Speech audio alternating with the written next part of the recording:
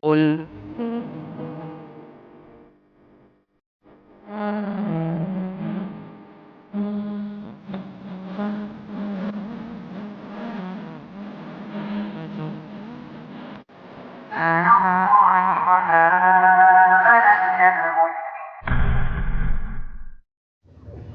Bismillahirrahmanirrahim. Assalamualaikum warahmatullahi wabarakatuh. Innal hamdalillah nahmadu wa nasta'inu wa nastaghfiruh wa na'udzu billahi min shururi anfusina wa min sayyiati a'malina. May yahdihillahu fala mudilla lahu wa may yudlil fala hadiya lahu.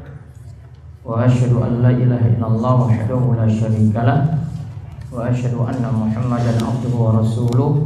Allahumma shalli ala nabiyyina wa sayyidina Muhammad wa ala alihi wa man tabi'ahum bi ihsan ila yaumiddin. Allahumma inna nas'aluka imanan la yartad wa na'iman la yanfad wa murafaqata Muhammad sallallahu alaihi wasallam fi a'la jannatil khuld. Allahumma inna na'udzubika min zawali ni'matik wa tahawuli afiyatik wa fujaati nikmatik wa jami'i sakhatik. Baik, kita lanjut Fikih Manhajus Salikin karya Syekh Abdurrahman bin Nasr As-Sa'di. Baik, kita masih dalam kitab At-Thaharah. Setelah sebelumnya kita bahas tentang masalah najis, lalu dibawakan oleh Syekh Sa'di keterangan-keterangan dengan dalil. Lalu yang terakhir beliau katakan, adapun kotoran hewan yang halal dimakan, kotoran dari hewan yang halal dimakan, juga kencingnya fahiyat tahiratun, maka itu suci. Lalu selanjutnya Syekh mengatakan wa maniyul adami tahirun, karena Nabi SAW yaksilu ratabahu wa yafruku yabisahu. Dibacakan Syekh Abdurrahman. Syekh Abdurrahman bin Nasr As-Sa'di rahimahullah berkata, mani manusia itu suci karena Nabi SAW mencuci bagian yang basah dan dikerik kalau mani tersebut sudah kering. Baik, dikatakan mani manusia itu suci karena Nabi SAW mencuci bagian basahnya, itu dihilangkan. Kemudian kalau ada yang kering itu masih tersisa, beliau kerik. Kadang Aisyah yang lakukan ini. Aisyah mengeriknya itu pakai kuku. Berarti nanti masih ada sisa ketika itu. Kita lihat penjelasan terlebih dahulu tentang cairan mani. Nanti juga ada perkenalan tentang madhi dan wadi. Ayo. Mani atau cairan semen adalah cairan yang keluar ketika mimpi basah atau berhubungan intim. Ciri-ciri mani adalah warnanya keruh, memiliki bau yang khas, keluar dengan syahwat, keluar dengan memancar dan membuat lemas.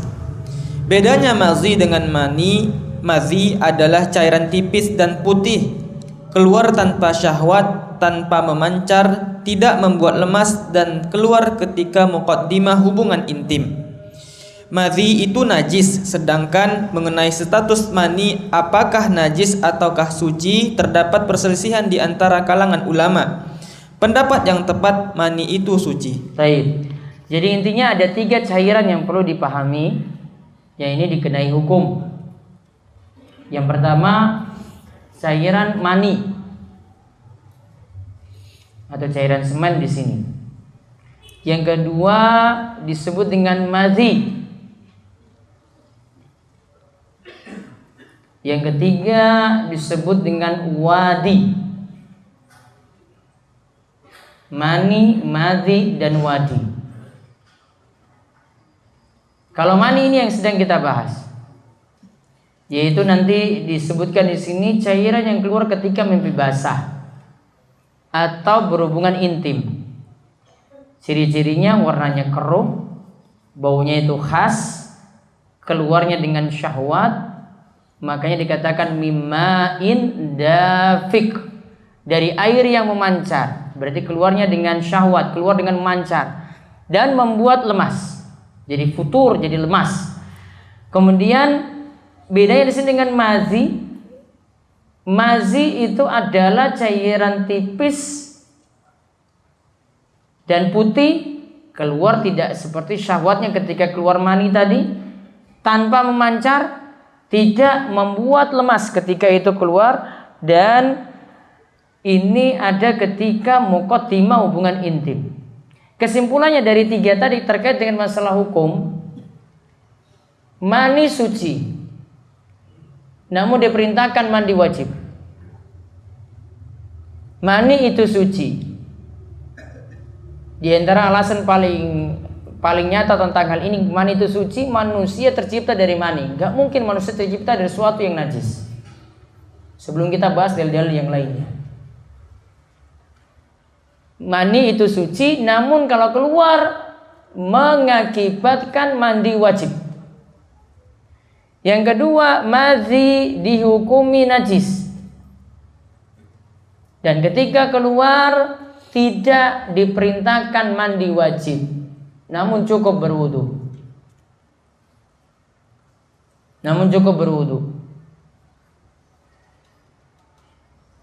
Namun nanti bekas mazi ini terutama bagi yang seperti kisah Ali bin Abi Thalib yang cerita pada Rasulullah SAW bahwasanya dia itu laki-laki madzaan yang sering keluar mazi, namun dia enggan melaporkan pada Rasulullah SAW langsung karena masalahnya putrinya itu dia nikahi, yaitu Fatimah, Ali itu menikahinya.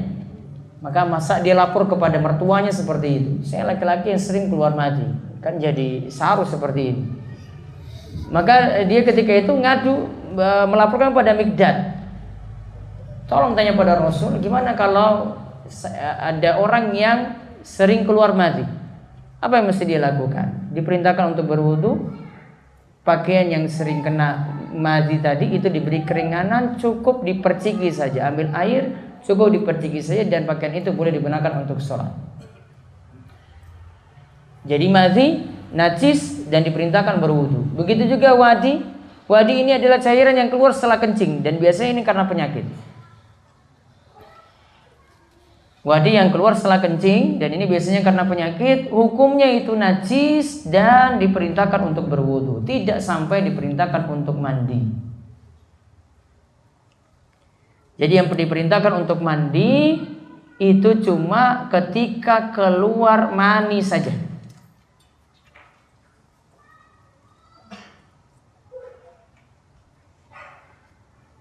Nah, adapun yang berpendapat mani itu suci, kalau yang berpendapat najis itu Abu Hanifah, Imam Malik, dan salah satu pendapat dari Imam Ahmad. Kemudian yang menyatakan itu suci mazhab Syafi'i. Kemudian salah satu pendapat juga dari Imam Ahmad. Dibacakan dalil yang menyatakan bahwasanya mani itu suci. Dari Abdullah bin Syihab Al-Khulaini, ia berkata bahwa ia pernah singgah di tempat Aisyah. Lalu ia bermimpi sehingga 2 pakaiannya terkena air mani. Maka ia celupkan ke dalam air. Jadi ia celupkan pakaian ini dalam air. Terus ketika itu ia dilihat oleh budak Aisyah, dan kemudian budak tersebut memberitahukan kepada Aisyah. Ini dia dilihat oleh budak Aisyah. Budak di sini bukan berarti pembantunya. Pokoknya ada tawanan perang yang nanti diasuh oleh Aisyah. Ya, kalau dalam masalah tawanan ini statusnya nanti ketika ingin dimerdekakan, maka orang yang akan merdekakannya itu dapat pahala, atau karena ada kafarah penebusan sesuatu, misalnya melakukan pelanggaran seperti berhubungan intim di siang hari bulan Ramadan, maka nanti perintahnya juga untuk membebaskan budak. Jadi Islam itu ada perbudakan dahulu, namun maksudnya adalah untuk membebaskan budak itu sendiri.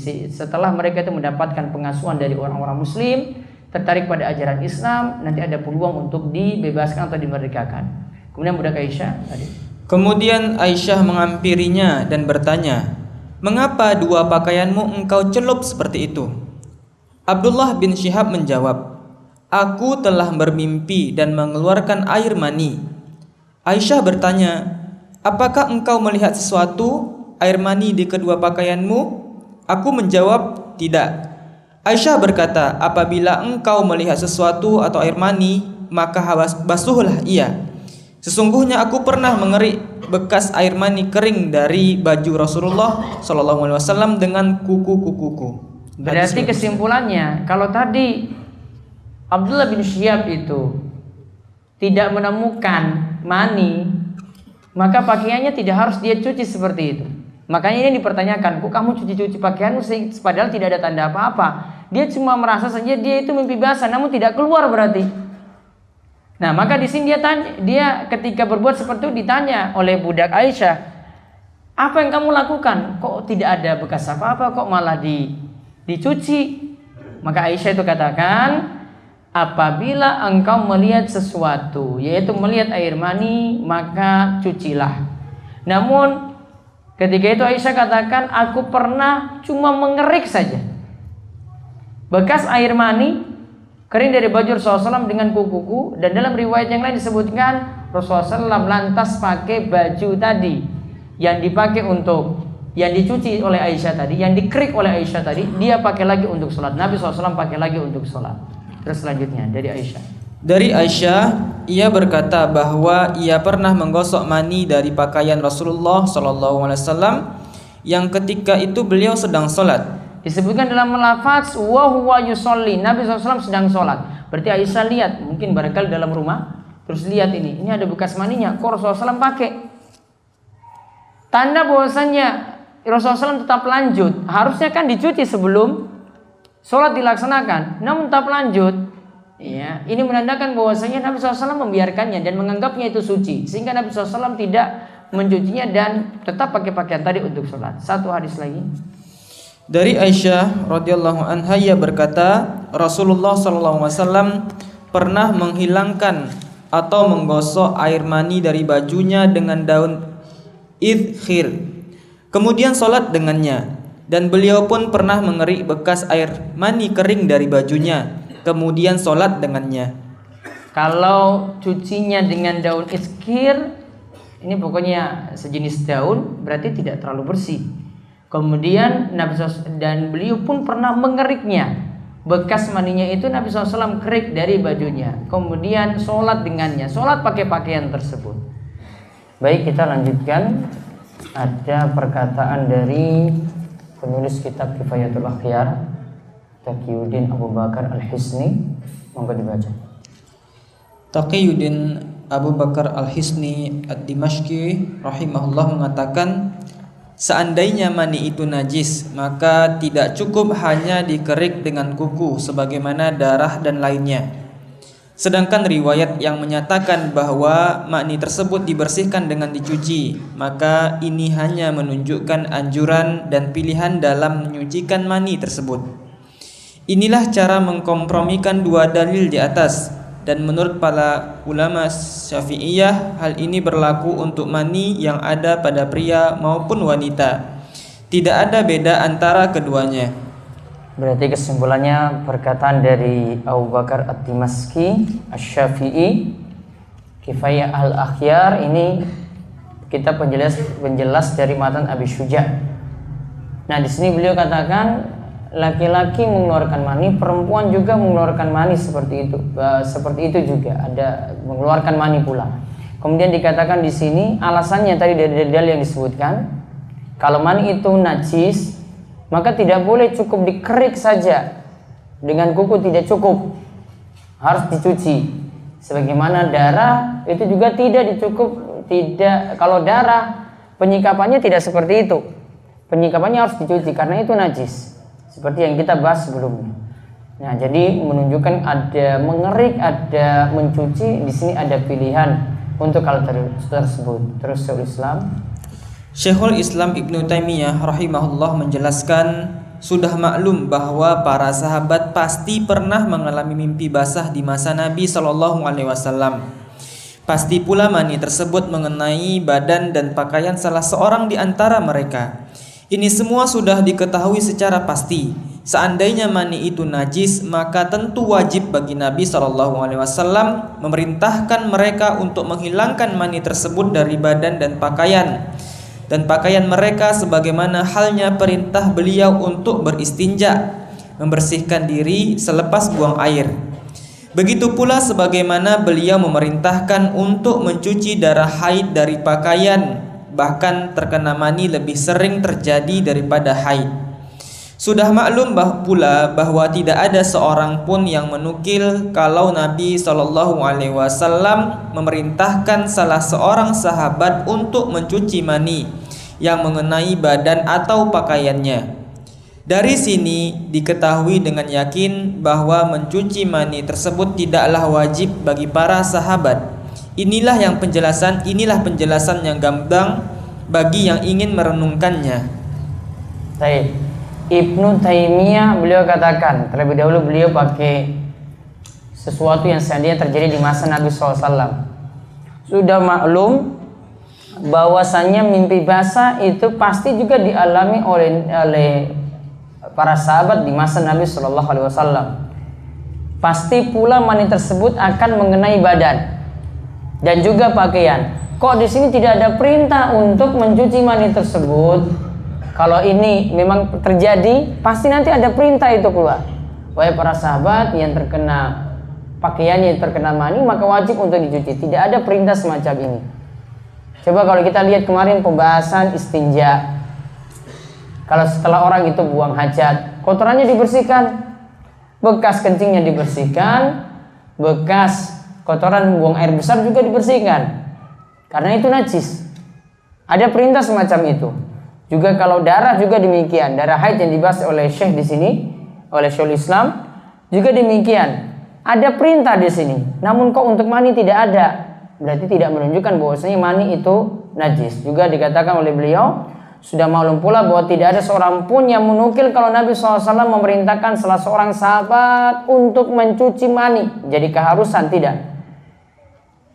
Ketika mani tersebut mengenai badan atau pakaiannya. Maka dari praktek yang terjadi, selain kita lihat dalil-dalil yang ada tadi, yaitu praktek di masa para sahabat, tidak ada perintah semacam itu untuk cuci sebagaimana mencuci najis pada istinja, mencuci najis pada darah haid yang terkena pada pakaian, maka menunjukkan mani kesimpulannya tidak najis. Penjelasan lengkapnya tentang mani dan mandi junub atau mandi besar itu ada pembahasan khusus ketika membahas bab al-ghuslu.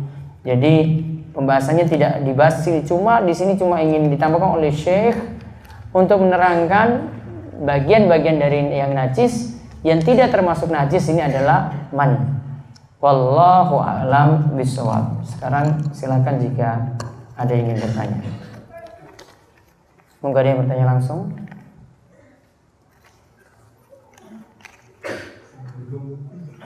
Ya, waalaikumsalam warahmatullahi wabarakatuh. Ini ada titipan dari Iya. Assalamualaikum warahmatullahi wabarakatuh. Waalaikumsalam warahmatullahi wabarakatuh. Ustaz, ini bertanya, apakah boleh bekerja di badan zakat yang tidak langsung ditunjuk oleh pemerintah walaupun badan zakat tersebut sudah ada izin pemerintah? Karena anak pernah mendengar fatwa bahwa badan zakat yang sah itu adalah badan zakat yang langsung ditunjuk oleh pemerintah, dan seorang hamil adalah pemungut zakat yang ditunjuk langsung oleh pemerintah. Tetapi anak dapat info dari orang yang sudah tabayun ke Basnas bahwa Basnas sudah mendapatkan wewenang dari pemerintah untuk mengurusi zakat dan lembaga zakat yang ada. Harus laporan dan punya izin ke Basnas terlebih dahulu dan berada di bawah wewenang Basnas. Saat ini anak bekerja sebagai amil zakat dan bertugas mengambil kotak infak di rumah zakat. Gimana Ustaz? Apakah boleh? Baik, tentang amil zakat di dalam surat At-Taubah ayat 60 yang menjelaskan tentang musarrif zakat, yaitu orang-orang yang nanti akan disalurkan zakat dan berhak menerima zakat. Situ ada wal amilina 'alaiha. Kita terjemahkan dengan amil zakat. Sebenarnya dari kalimat ini sudah diterangkan tentang syarat amil zakat. Wal amilina 'alaiha. Amil berarti yang pertama bekerja. Bekerja itu tugasnya narik.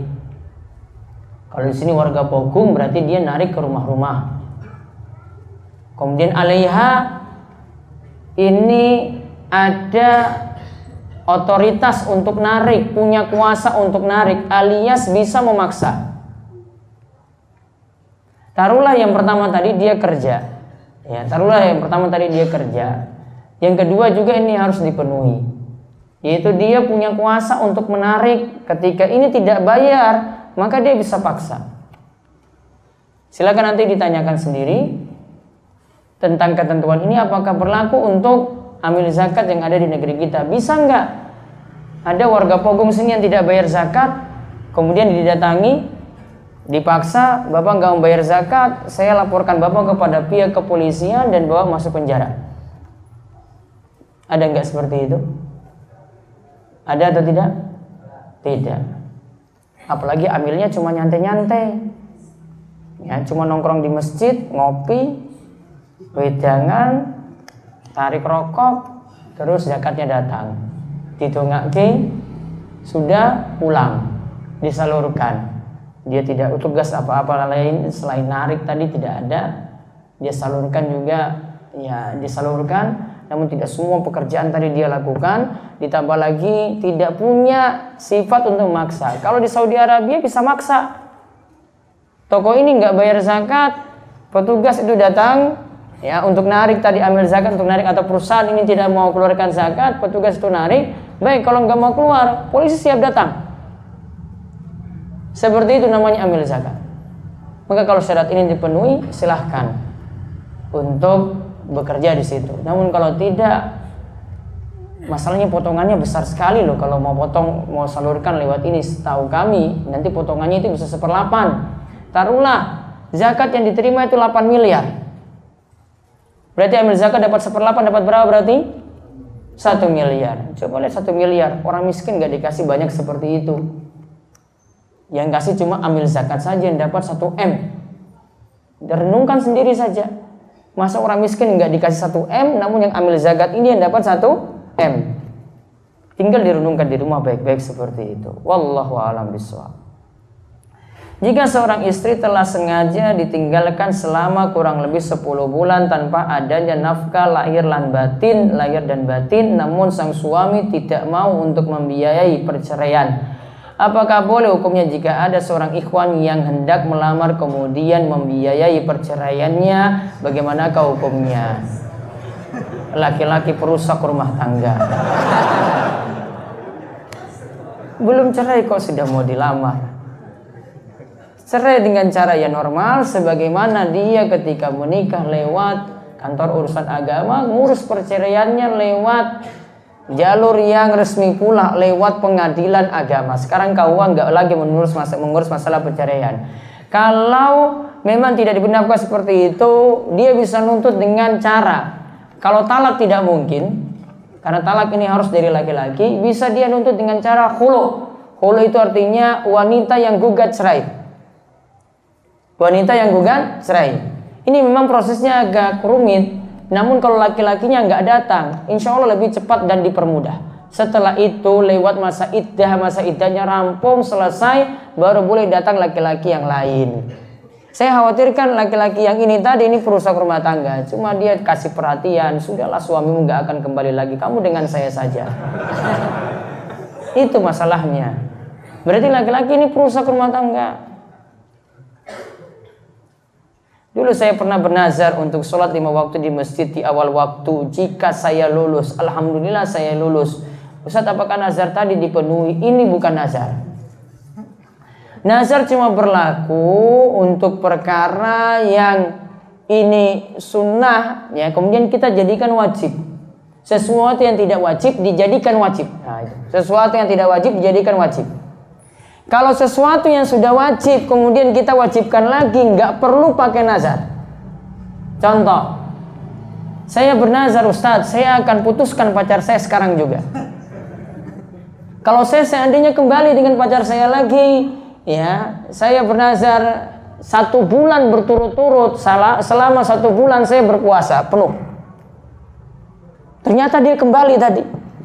Ya, ternyata dia kembali. Ini sebenarnya bukan kalimat nazar, karena maksiat wajib ditinggalkan, gak perlu pakai nazar-nazar lagi. Saya bernazar mau sholat 5 waktu di masjid, ngapain pakai nazar? Wajib ya sudah wajib, yang wajib nggak perlu diwajibkan lagi. Nazar itu mewajibkan sesuatu yang tidak wajib. Jadi kalau tadi pingin sholat 5 waktu di masjid, ya memang wajib kamu sholat 5 waktu di masjid. Ngapain kamu pakai nazar-nazar? Nggak perlu nazar. Harus datang ke masjid. Cuma nanti mungkin bentuk syukurnya saja, alhamdulillah saya bisa ini, bisa rutin lagi, bisa sholat 5 waktu di masjid. Kewajiban berarti dia jalankan. Sudah, dia mau bentuk syukur apapun boleh, namun nggak perlu pakai nazar seperti ini. Bagaimana dengan zikir habis sholat dengan bertakbir Allahu Akbar sebanyak 3 kali persis setelah salam? Apakah dalilnya dapat diterima? Ya, sebagian ulama menganjurkan seperti itu. Lafaz yang keluar itu setelah salam, Assalamualaikum warahmatullahi wabarakatuh, Assalamualaikum warahmatullahi wabarakatuh, Allahu Akbar, Allahu Akbar, seperti itu. Namun sebagian ulama mengkritisi hal ini. Yang ini bukan dimaksudkan untuk takbir keras, namun yang dimaksudkan situ adalah menandakan pada sholat itu ada zikir. Adapun dalam mazhab Syafi'i, setahu kami, ya mereka malah melirihkan bacaan ba'da sholat, melirihkan bacaan ba'da sholat. Sebagaimana riwayat-riwayat yang ada dari Imam Syafi'i yang menjelaskan hal semacam itu.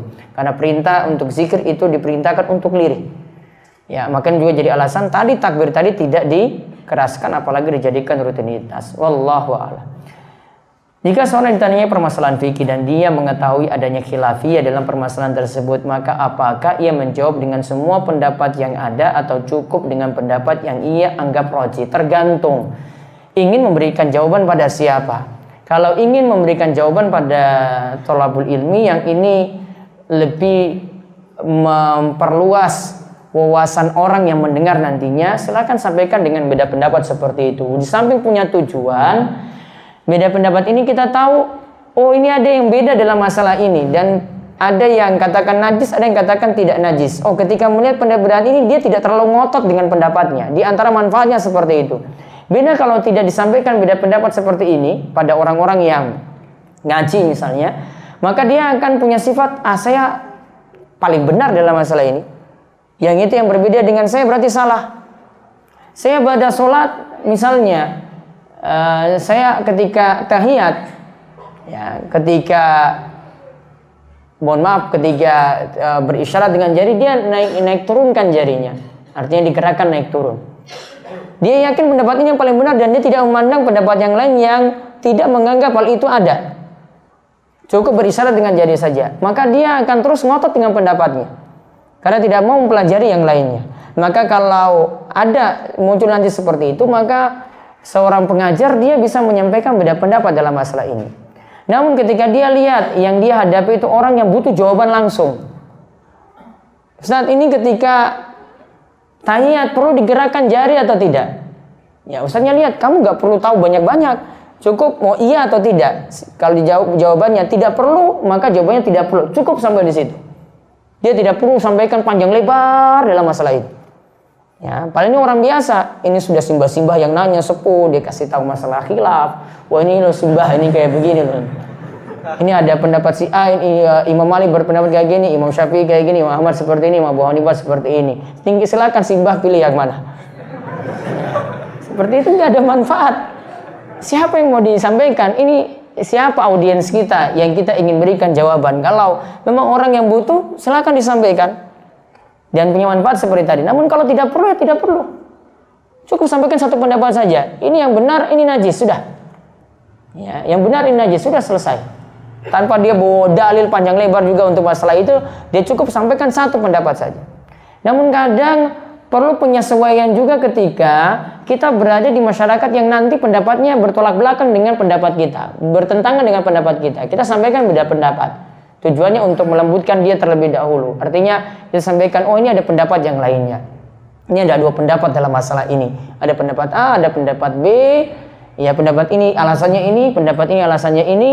Mungkin kita kadang tidak rojihkan, tidak kita kuatkan, dikarenakan kalau dikuatkan malah jadi konflik. Sampaikan malah mungkin dengan kalimat yang halus, kalau saya sendiri memilih pendapat yang ini. Sudah, kalau dengan kalimat ini akan membuat orang yang dengar itu tahu, oh berarti kalau saya pilih pendapat ini mungkin nggak masalah dulu, nggak masalah.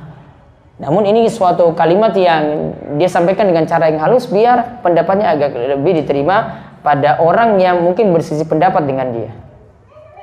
Jika setelah sholat wajib ada urusan penting seperti kuliah, maka apakah saya lebih meringkas bacaan zikir setelah sholat tadi? Lebih meringkas, bagus. Tadi seperti diajarkan subhanallah 10, alhamdulillah 10, Allahu akbar 10. Ini diantara cara untuk mengatasi kalau kita punya kesibukan, maka baca dengan yang versi ringkas. Jika mani itu suci, bagaimana hukum menelan mani? Apakah diperbolehkan? Kalau masalah ini nanti masalah tersendiri. Dikenal dengan apa ini? Seks oral. Ya, ini punya hukum tersendiri. Ya, tentang masalah ini baiknya tidak dilakukan walaupun itu dengan pasangan yang sah. Karena ini sebenarnya cuma meniru model-model barat saja yang melakukan seperti itu. Tidak ada dari kaum muslimin yang melakukan semacam itu. Subhanallah 33, alhamdulillah 33, Allahu akbar 33, la ilallah dibaca 1 kali setelah itu. Apakah boleh? Atau harus dengan nomor 2? Tadi sudah diterangkan di catatan, ada catatan boleh dipisah, boleh disambung. Apakah benar Ustadz pada selesai sholat maghrib dan subuh bacaan zikirnya ditambah yuhyi wa yumit, la ilaha illallah wahdahu la syarika lahu mulku wa lahul hamdu yuhyi wa yumit wa huwa ala kulli syai'in qadir. Bacaan ini setahu kami ini adalah bacaan yang dhaif. Ya, nanti kami coba teliti lebih jauh lagi. Bacaan yang tambahan yuhyi wa yumit bacaan yang dhaif. Apakah sholawat ya Habibi Mustafa adalah bid'ah? Yang jelas Nabi Shallallahu Alaihi Wasallam itu lebih pantas dipanggil dengan Khalilullah. Khalil dan Habib itu punya tingkatan berbeda. Artinya sama. Khalil artinya kekasih, Habib juga artinya kekasih. Namun Khalil lebih tinggi daripada Habib. Ya, Khalil itu lebih tinggi daripada Habib. Sehingga kalau Nabi SAW dipanggil dengan Ahmad ya Habibi misalnya, ini tidak memanggil Nabi SAW dengan panggilan yang lebih mulia. Ya, tidak memanggil Nabi SAW dengan panggilan yang lebih mulia. Ada yang lebih bagus daripada itu, yaitu dengan panggilan Khalilullah. Khalilullah ada 2, kasih Allah 2, Nabi Ibrahim alaihissalam dan Nabi kita Muhammad sallallahu alaihi wasallam. Apa hukumnya jual beli uang dolar berbasis trading forex? Ingat, jual beli mata uang itu pokoknya syarat yang dipentingkan di sini adalah harus cash, ya, dan biyadin, ada uang ada barang. Kalau ini dolar dengan dolar, maka ada uang ada barang, langsung tunai. Lafaz hadis menyebutkan demikian. Maka kalau trading forex harus penuhi syarat ini terlebih dahulu. Tidak bisa dengan jarak jauh, tidak bisa. Aturannya seperti sudah bagus, sudah paten dari Nabi SAW. Apakah ada anjuran yang menambahkan doa setelah membaca tahiyat awal dalam sholat? Kalau tahiyat awal tidak dianjurkan doa, yang ada itu di tahiyat akhir. Tentang doa iftitah yang sudah umum di masyarakat kita, yaitu kabir, walhamdulillahi katsir, wa subhanallahi burkata wasila dan seterusnya. Apakah doa iftitah ini ada riwayat hadisnya? Ada. Bisa melihat di buku sifat sholat Nabi Sallallahu Alaihi Wasallam karya Syekh Muhammad Nasiruddin Al-Albani. Situ diterangkan berbagai macam versi doa iftitah. Bagaimana hukum investasi dinar dan dirham? Apa tujuan, apa bahasan rincinya seperti ini perlu diterangkan secara detail. Nanti coba ada yang tanya, bisa tanya ke saya langsung habis ini. Kalau mani itu suci, bagaimana kalau mani itu tadi sudah bahas, tertelan lagi.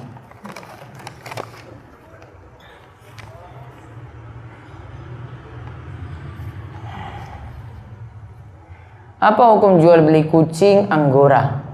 Saya dengar yang dilarang adalah jual beli kucing liar karena tidak manfaat. Adapun Anggora manfaatnya sebagai hiasan. Hiasan itu juga bisa jadi tidak manfaat. Cuma hias-hias, tambah-tambah biaya saja, keluarkan uang. Intinya Nabi SAW dalam hadis sebutkan naha an samani sinaur.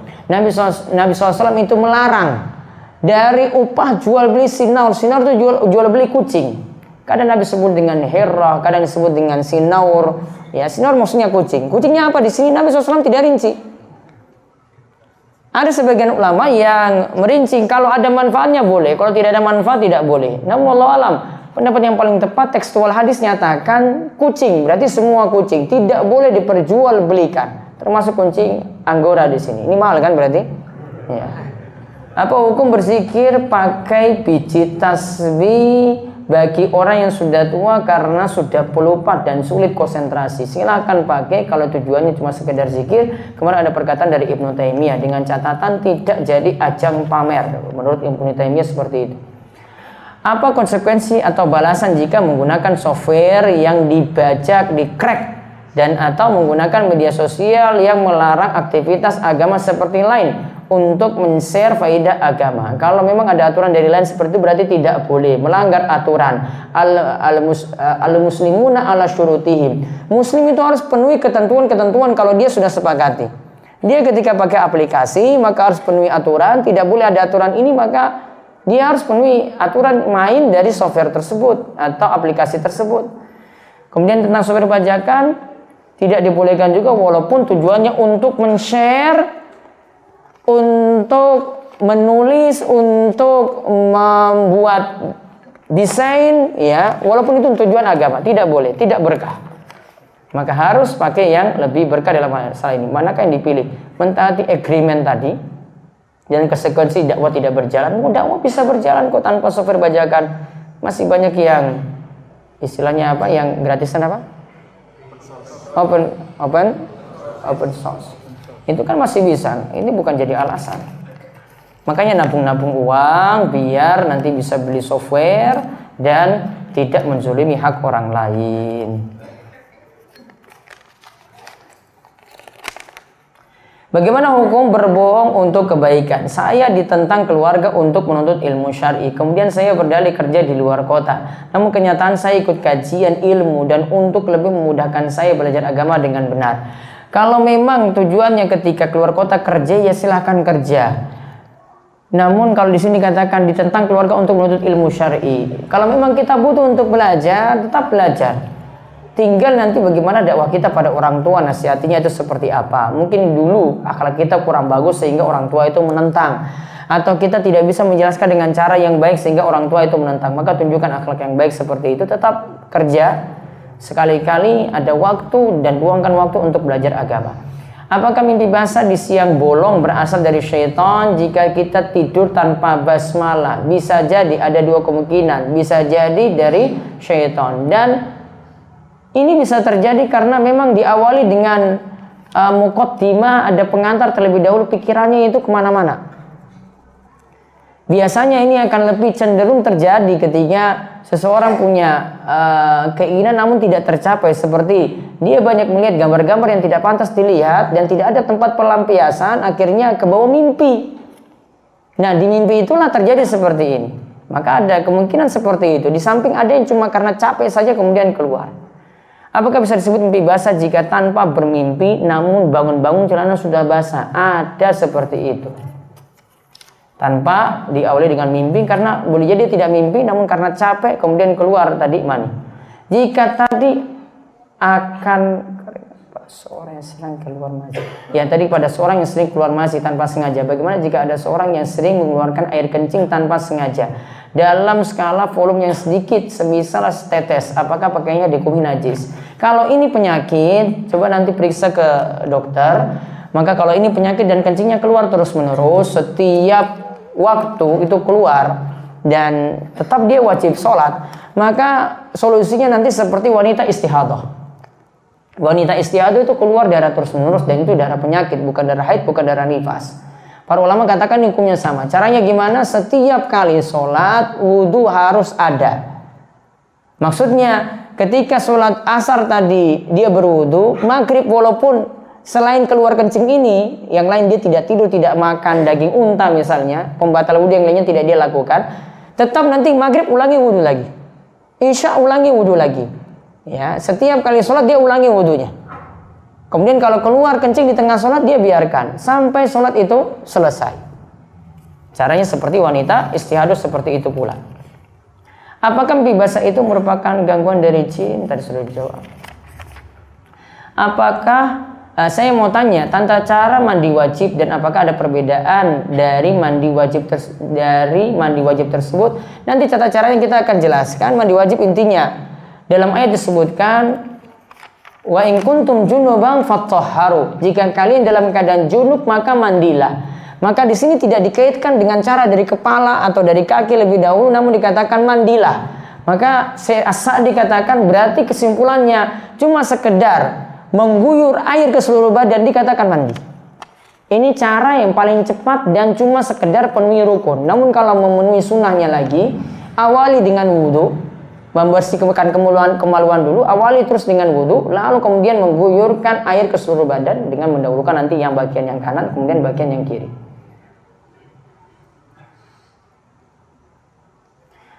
Apakah harus mengurut kemaluan agar semua bekas kencing itu keluar? Tidak harus. Yakin kalau kencingnya sudah berhenti dan kemaluannya sudah bersih, boleh langsung memakai pakaian. Apakah setan bisa merekayasa mimpi kita? Bisa. Orang bermimpi itu bisa jadi mimpinya ini adalah mimpi yang baik, bisa jadi mimpi yang jelek dan itu datang dari setan, dan bisa jadi itu mimpi biasa.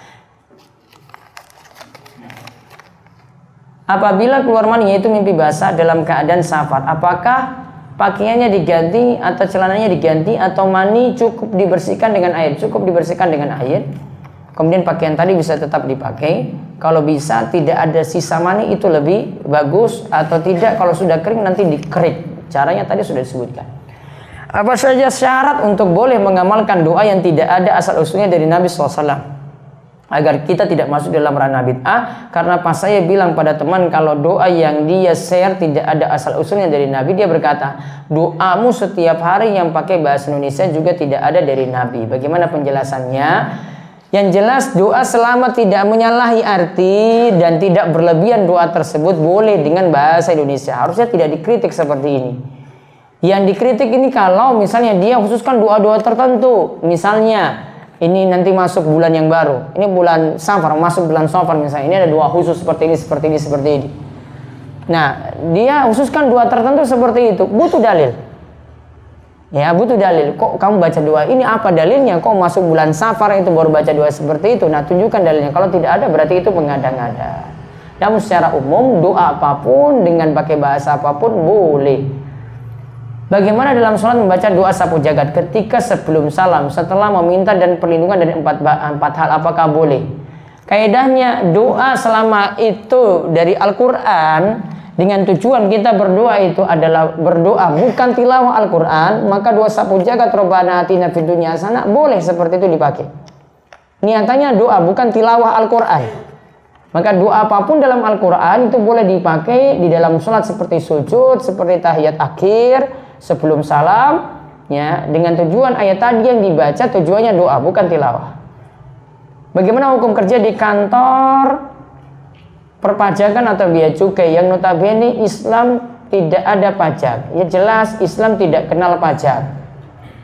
Dan Nabi SAW itu mengatakan la yadkhulul jannata sahibul maksi, tidak akan masuk surga penarik pajak atau bea cukai. Ya, itu termasuk di dalamnya semuanya. Kenapa demikian? Karena pajak itu suatu yang menzolimi orang. Sekarang muncul lagi yang baru lagi, ya, model pajak-pajak yang baru lagi, rata-rata menzolimi orang. Kita beli barang semahal apapun dalam Islam itu tidak kena pajak, tidak kena potongan zakat, maaf, tidak kena potongan zakat. Namun kalau kita beli, ini peraturan pajak itu berlaku. Mau datang dari Singapura, bawa masuk ke Indonesia, kalau ketahuan itu barang mahal yang dibeli, potongannya besar. Menzalimi orang. Sama tahu dia beli memang ada keperluan penting. Kalau di Saudi Arabia mau barang itu masuk, mau barang itu keluar dari Saudi Arabia tidak ada namanya pajak, bebas. Maka di sana harga mobil Innova itu bisa separuh dari harga mobil Innova yang ada di sini. Padahal yang produsennya adalah orang Indonesia sendiri. Produsennya orang Indonesia. Dari Indonesia yang memproduksi. Namun di sana harga mobil Innova lebih jauh harganya, lebih murah daripada di Indonesia sendiri. Kenapa Indonesia jadi lebih mahal? Kenapa? Pajak. Karena sana karena tidak ada pajak, mobil pada mewah-mewah. Cuma jadi satpam saja mobilnya sudah BMW. Itu gampangannya kayak gitu, tidak ada pajak gitu. Nggak ada pajak, satpam saja. Ya, kalau nggak percaya datang ke sana, lihat satpam, cuma jaga pos saja, mobilnya BMW di situ, anyar lagi. Apakah hukum GoPay yang ada di aplikasi Gojek merupakan riba? GoPay itu kita setor itu kita nanam deposit. Deposit berarti yang kita setorkan itu namanya kita meminjamkan pihak GoPay itu uang. Itu kaidahnya apa? Kalau kita meminjamkan, kaidah yang berlaku kullu qardin jar manfaatan fahuwa riba. Jika dalam hutang piutang ini ada manfaat atau keuntungan, maka itu adalah riba. Kaidahnya gampangnya seperti itu. Maka kalau pakai transaksi tersebut kemudian diberikan keuntungan bagi kita, padahal kita nitipkan dia, ya, kita dapat keuntungan dari suatu transaksi, maka nanti masuk dalam riba. Ya, makanya bayar dengan tarif normal saja lebih bagus, atau tidak manfaatkan promo-promonya yang ada. Boleh manfaatkan itu, namun tatkala promo tidak dimanfaatkan. Bagaimana jika wanita yang keputihan, apakah sholatnya keputihan? Para ulama beda pendapat. Ada yang mengatakan najis, ada yang mengatakan tidak najis. Kemudian untuk masalah sholatnya sah ataukah tidak, ini para ulama juga beda pendapat. Sebentar, saya kesimpulannya.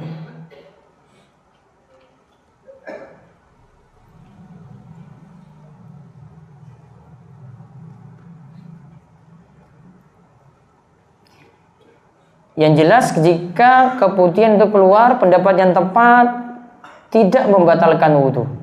Berarti kalau tidak membatalkan wudhu, tidak membatalkan sholat. Ini pendapat yang hati-hati dalam masalah ini.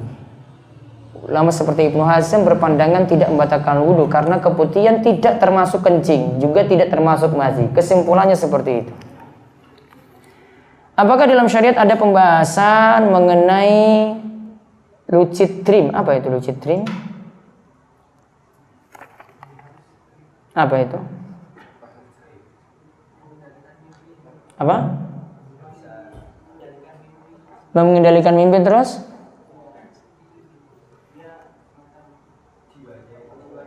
Wallahu a'lam.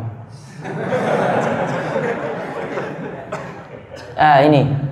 Apakah ini terkait ikhtilaf tanawu? Apakah di dalamnya termasuk variasi gerakan sholat seperti dalam sedekap atau tidak saat iktidal atau tawaruk atau iftirat saat tasyahud akhir pada sholat 2 rakaat? Kalau yang disebutkan di sini malah harus memilih. Kalau untuk tasyahud mau iftirat atau tawaruk untuk sholat 2 rakaat, itu harus dipilih mana yang lebih kuat. Jadi bukan ikhtilaf tanawwu. Kalau tadi sedekap atau tidak setelah rukuk yaitu i'tidal, itu harus dipilih juga. Namun Imam Ahmad katakan kalau untuk sedekap setelah rukuk yaitu ketika i'tidal, Imam Ahmad katakan terserah mau sedekap atau tidak, terserah.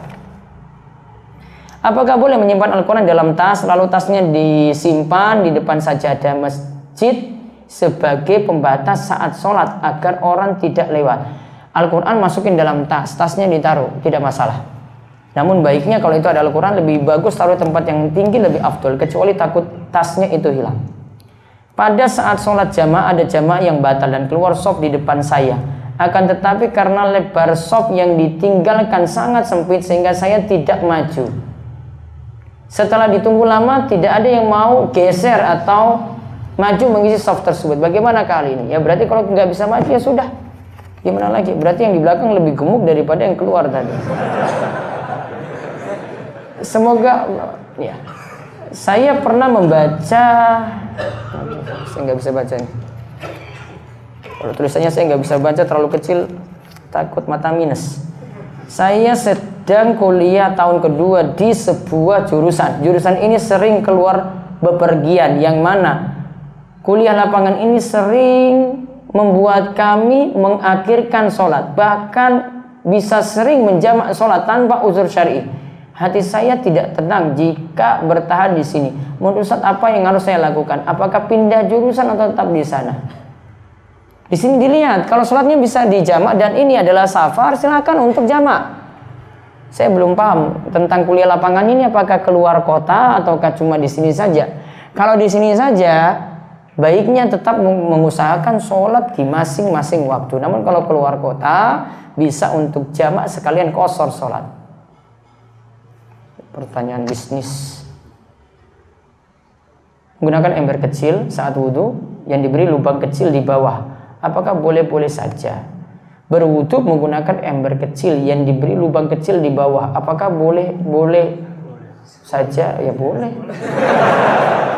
Kenapa nggak boleh?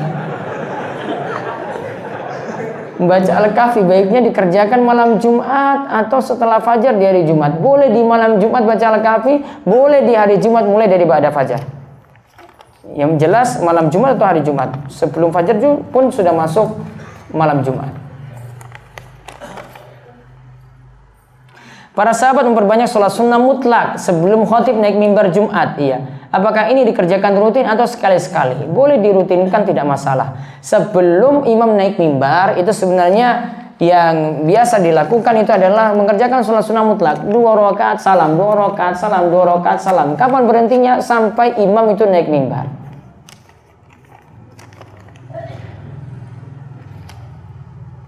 Dalam sholat sunnah rawatib seperti ba'da zuhur atau saat setelah sholat Jumat ada dalil yang mengatakan 2 rakaat, ada yang 4 rakaat. Apakah ini termasuk ikhtilaf tanawwu dan dianjurkan berganti-ganti? Yang ada setahu kami kalau untuk ba'diyah Jumat disebutkan 2 rakaat, disebutkan juga 4 rakaat. Namun Imam Nawawi mengatakan memilih 4 rakaat lebih bagus karena lebih banyak. Ya, di sini tidak diperhatikan apakah sholatnya di rumah ataukah sholatnya di masjid. Pokoknya 4 rakaat atau 2 rakaat, ini lebih banyak, ini lebih bagus, yaitu 4 rakaat. Apakah boleh meyakini interpretasi mimpi seperti yang ada atau dilakukan dalam cabang ilmu psikologi, yaitu psikanalisis, yang itu dipelajari oleh Sigmund Freud, keturunan Yahudi? Dalam lektor psikoanalisis, elaborasi yang disampaikan terdengar sangat ilmiah. Jazakumullah khairan. Dari interpretasi mimpi dari Yahudi lagi. Kita tafsirkan mimpi.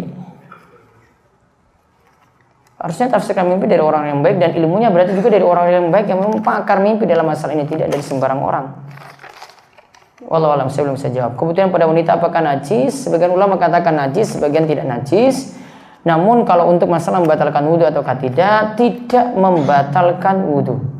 Karena tidak termasuk, Ibnu Hazm katakan tidak termasuk kencing, tidak termasuk madhi. Baik. Bagaimana cara puasa Daud? Jika batal puasa wajib Ramadan dengan bagaimana cara puasa Daud? Sehari puasa, sehari tidak. Namun ingat, puasa Daud tidak bisa ditambahkan dengan puasa yang lainnya. Puasa Daud sudah paling maksimal. Puasa Daud sudah paling maksimal. Tidak bisa puasa Daud tambah Senin Kemis, nggak bisa. Tidak bisa puasa Daud ditambah Ayyamul Bid, nggak bisa. Puasa Daud sudah paling maksimal. Bagaimana waktu zikir pagi? Bolehkah dilakukan setelah azan sebelum subuh? Dan zikir petang bolehkah setelah azan sebelum sholat asar? Kalau untuk zikir pagi, pokoknya sudah masuk subuh. Ya, walaupun tadi setelah azan sebelum sholat subuh, boleh. Bolehkah zikir petang dibaca setelah azan sebelum asar? Kalau sebelum sholat asar yang wajib. Kalau memang untuk zikir petang, boleh seperti juga. Kalau meyakini zikir petang setelah sholat asar. Jika batal puasa wajib Ramadan dengan sengaja, apakah kita bisa menggantinya di bulan lainnya? Atau ada lagi yang harus atau bisa dilakukan? Batal puasa wajib Ramadan dengan sengaja. Oh, lakukannya dengan sengaja. Apakah kita bisa menggantinya? Kalau menurut kaidah dari Syekh Muhammad bin Shalih Utsaimin, kalau ditinggalkan dengan sengaja dan itu keluar dari waktunya, maka kewajibannya cuma satu, taubat. Apalagi ini sudah lama dilakukan dan itu banyak. Kewajibannya itu taubat, dan taubat ini tidak bisa dipastikan diterima ataukah tidak. Beda kalau dia langsung mengganti puasanya. Ya. Dan saran saya kalau sudah tobat, perbanyak puasa sunnah untuk menutupi kesalahan tadi, meninggalkan puasa dengan sengaja. Wallahu a'lam bishawab. Itu saja yang bisa kami jawab. Ada kurang lebihnya kami mohon maaf, dan insyaallah kita ketemu lagi pada pertemuan pekan depan biiznillah. Demikian kami tutup. Kalian doa kafaratul majelis. Subhanakallahumma bihamdika asyhadu an la ilaha illa anta astaghfiruka wa atubu ilaik. Assalamualaikum warahmatullahi wabarakatuh.